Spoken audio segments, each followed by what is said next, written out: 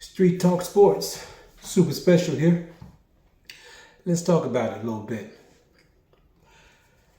So today's been an interesting day.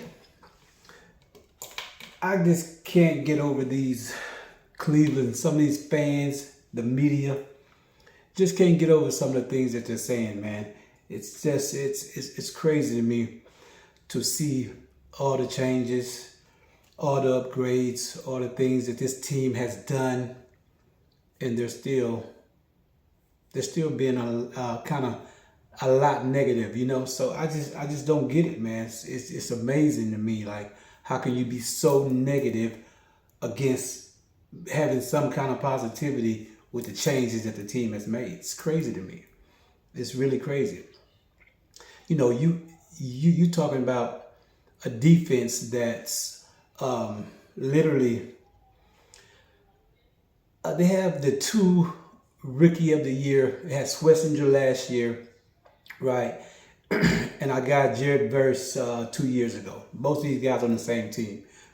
Rookie of the year. They haven't done that in the NFL since 1967 or something. So that's a big thing, you know, to have these two great young guys on the same squad together, amongst others. You know, just the talent that they have is just crazy, you know.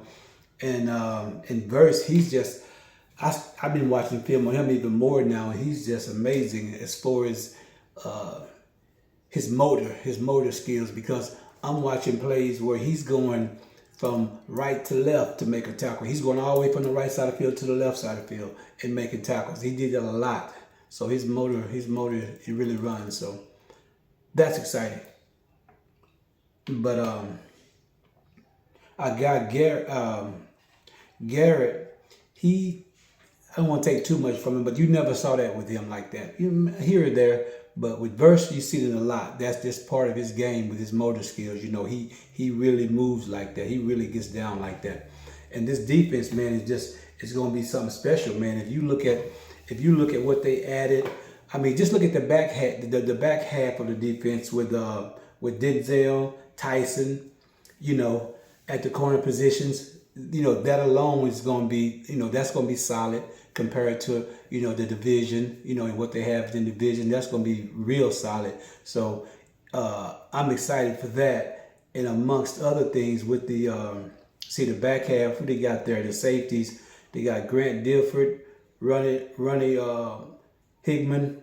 Yeah, it's gonna be good. It's gonna be good. The safeties is strong, you know, and as we said, our guy, his defensive style, you know, he's gonna run a strong front seven, you know, and I think he runs a strong front seven, and the safety is a three safety. He's gonna run like a three safety. So that's gonna be nice.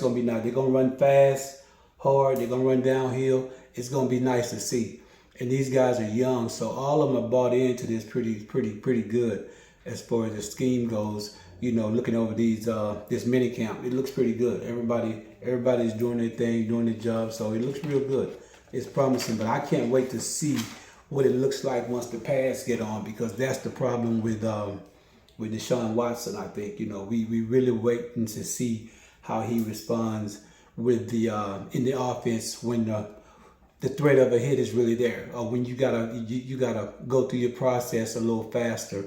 So, because he's thrown some balls that's 6 and 7 feet over the receiver's head a few times. You know, a couple of interceptions that was real bad. Of course, Shador had a few bad passes, but overall, I think Watson had a lot that he overthrew. So, and I think that's come from the timing. And if he's having that problem now, you know, OTAs, minicamp, man, just think when the when the bullets get to really fly, you know what I'm saying? So that's what they're really waiting to see, you know, how he responds when it's crunch time like that, you know. So we got a while before we really find out who's gonna be the quarterback. I think they already know. I think they in their hearts and minds they know it's Shador, but they making him, you know, keep his head down, keep going, and also they giving Deshaun a fair chance, which I don't really understand if they're really trying to show him to people or whatever for his future, because no matter what you tell me, you cannot tell me he has one here. There's no way if he plays well, they're going to re-sign him.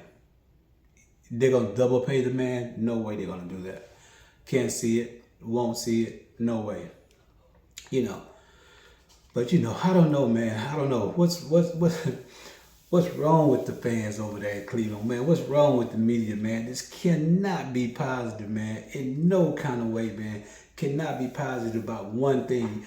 All the changes we've done, or they've done with the team, they cannot be positive about nothing. You know, you cannot look at this team and even believe in the team or the coaches. You want the coach gone, you want to have the players gone. It's like y'all don't know what y'all want. You know what I'm saying? Which is really crazy to me. So, you know, to me, you know, you think you would just look at the team and you would add up all your pluses and your minuses and you would see where you was at, basically.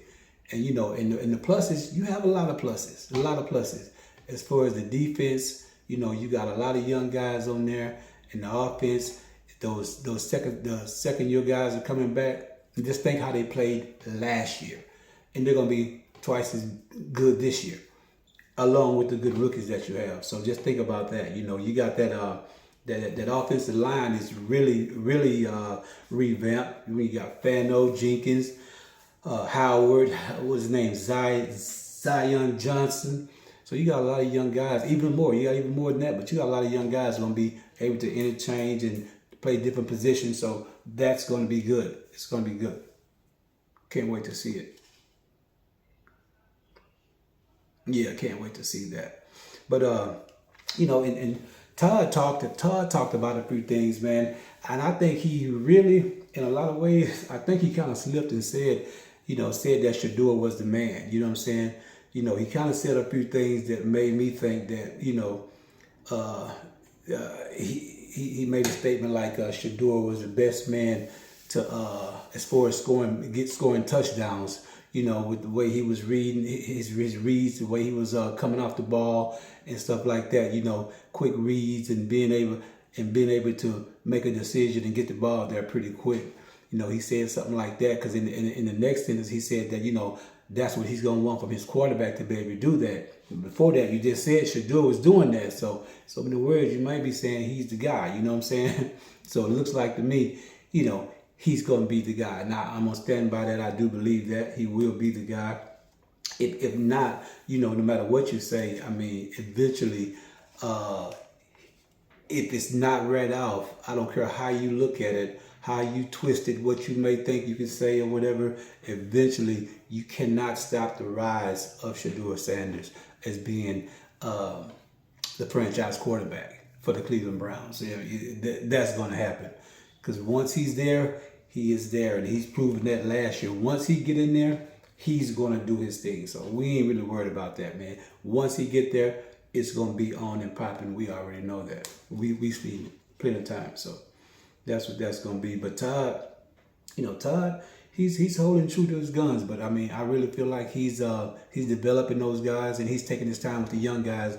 You know, he's really doing a lot of walkthroughs and making sure they get it. So when you running 5 or 6 plays, you having 5 or 6 positive plays. You know, when you line up, you're not thinking about a play. You're not thinking about what you got to do. It's just like automatic and you're going.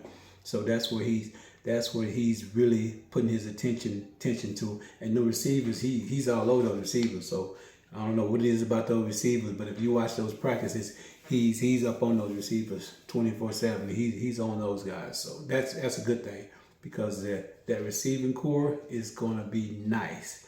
We went from having not a number one to probably at least 3 to 4 guys, man.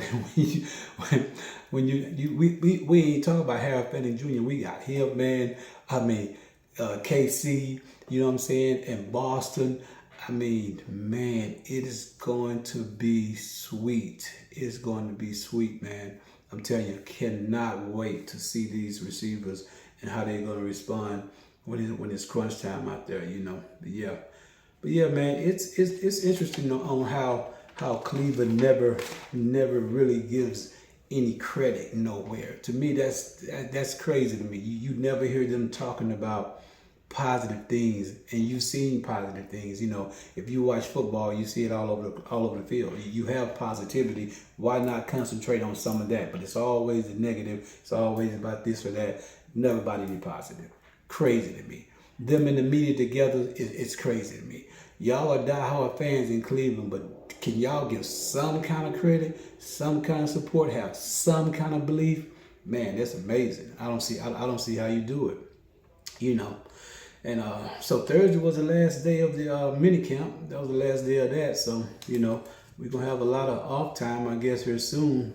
You know.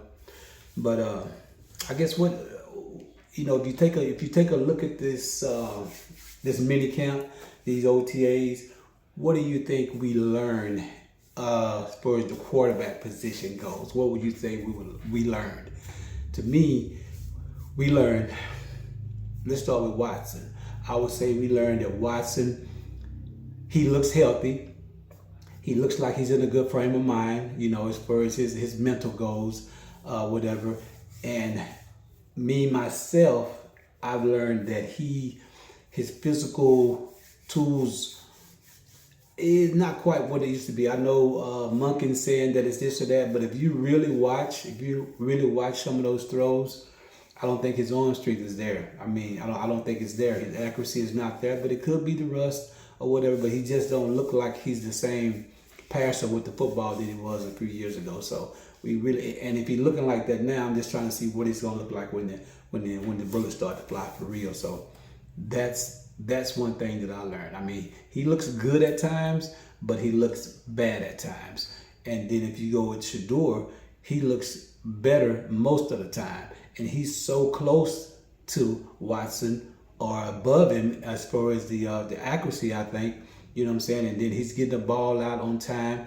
He's surveying the field way faster than he did last year. He's going through his reads way faster. His footwork looked impeccable. So he, to me, has made the biggest leap, and he has the biggest upside. And, you know, how can you not go with him? Like, how can you not go with Shedeur? I mean, you can, but I can't see no reason why you would do it. You know, it's not going to make any sense. But if they do, hey, it is what it is.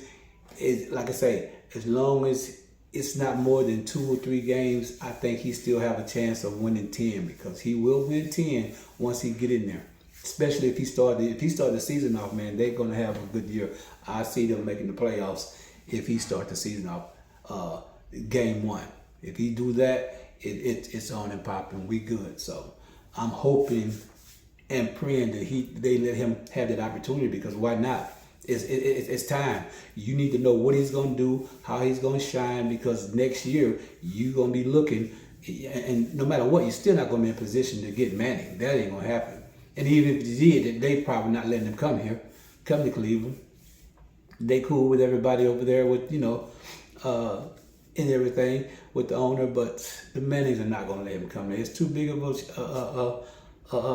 a show right now. They don't want that. They want him to go to somebody that's already stable, a program, an organization that's a little bit more stable. Y'all are on your way to keep it with Shedeur, and it's going to be all right.